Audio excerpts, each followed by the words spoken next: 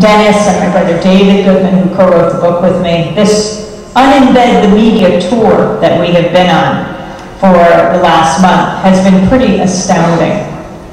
And just a few days ago, we were in Tucson celebrating two of the stations that run Democracy Now!, KXCI Radio and Access Tucson, Public Access TV. As you heard, you can bring us to Louisville. It is a tremendous honor that at this point, well, a few years ago, we were broadcasting on several dozen community radio stations, and that was great.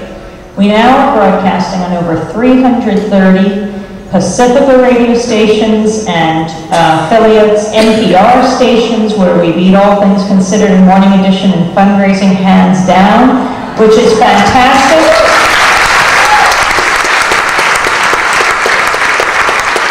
Because our goal is to shore up public media.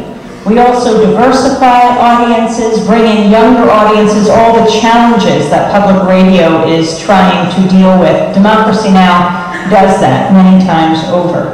We're on public access TV stations, and you can bring us to your public access TV stations. Again, these public spaces that, like Pacifica, media activists wrested these spaces from the companies like Comcast, like in New York where we are, it's Time Warner. Where I've been traveling in Arizona, it's Cox, Cablevision. You have here Insight, that's I think the 9th largest cable company.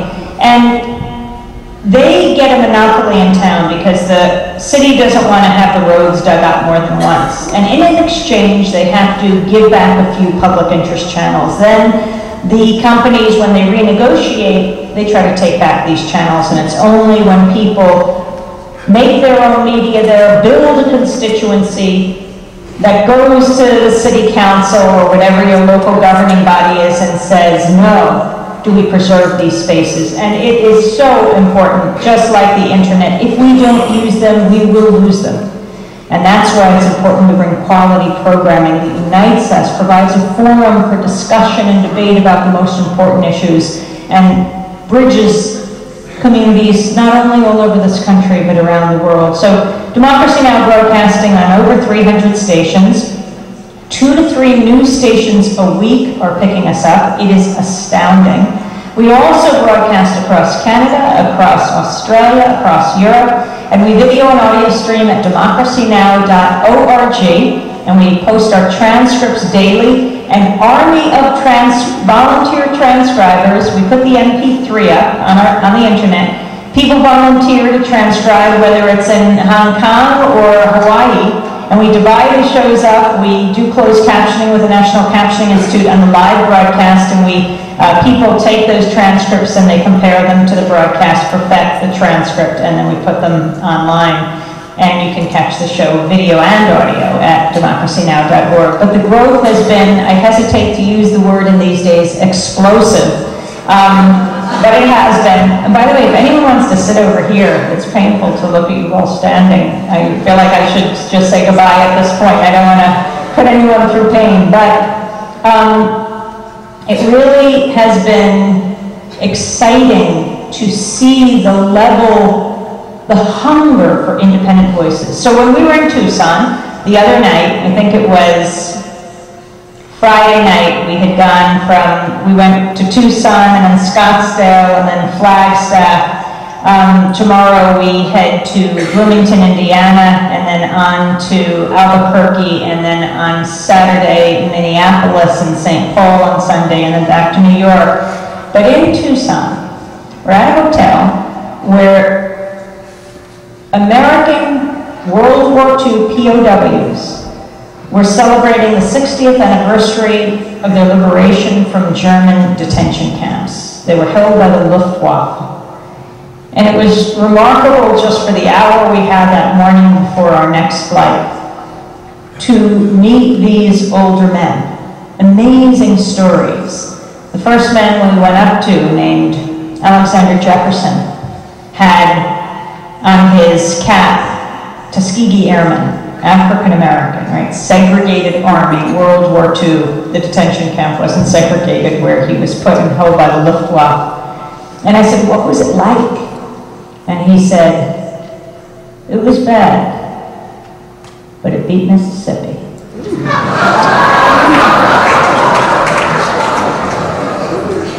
And then I talked to another airman who'd been shot down. His name was Irv Baum. He lives in Napa, California now. And I said, what do you think of what's happening to the prisoners at Guantanamo and at Abu Ghraib? And he said, the Geneva Convention saved us. We were treated as POWs. That's how we made it out.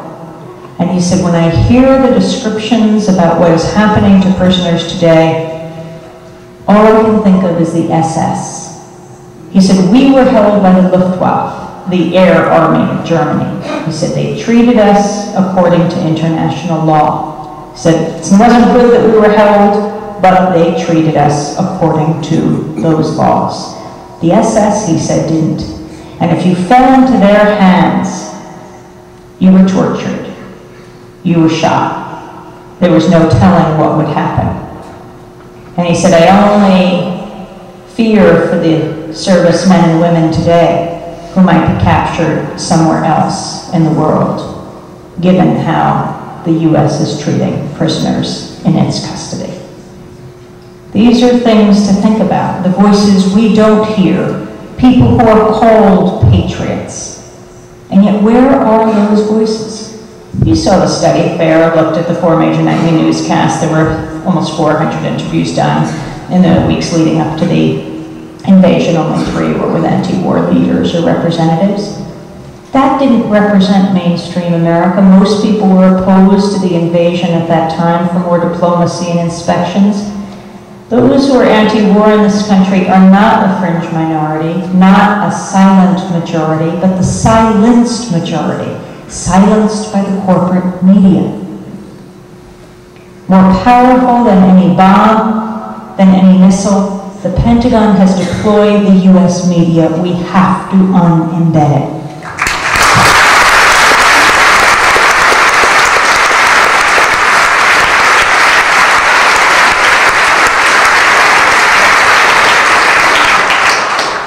Talking about Tampa, I was there recently speaking. We were celebrating WMNF Community Radio and Speak Up Tampa Bay. And that's the home of CENTCOM, Central Command, and MacDill Air Base. People from across the political spectrum come out. They're hungry for real information, not the sanitizing of the media. And someone came up to me after as I was talking about the chain of command. She said, why don't you refer to it as the Cheney of command? But I'm not even talking about that and the call for a special prosecutor for, in that case, Human Rights Watch is calling for a special prosecutor to investigate Donald Rumsfeld and the former Director of Central Intelligence, George Tenet, for what has happened at Abu Ghraib, at Guantanamo, at the how many secret detention centers all over the world, and the whole process of what some call extraordinary rendition, what others call kidnapping, where you take a prisoner and you send them to a third country that you know engages in torture. Recently, at his rare primetime news conference, President Bush was asked about the practice of rendition. He said they get guarantees. They do not send them to countries where they torture. And I go and think, what about Maher Arar? What is he thinking when he hears this? You know who he is? The Syrian Canadian who went with his family on vacation, was coming back through the United States, landed in Kennedy, switching planes, and they snatched him, and they sent him to Syria where he hadn't been in decades. His family didn't even know what happened to him. He cried on the plane all the way back to Syria, wouldn't serve in the army decades ago in Syria. Said to those in the plane, they will torture me. As soon as you send me, I will be lucky if I survive. He was held for about a year in a cell, the perimeter of which was no larger than a grave, where he said he was continually tortured, and then ultimately he was released. And he went back to Canada, and he has sued the U.S. government. And Bush says he doesn't send these prisoners to places where they torture. Isn't the U.S. saying that Syria, that is precisely what that country does as they seek to isolate Syria further and further? Where is the media pointing out these contradictions?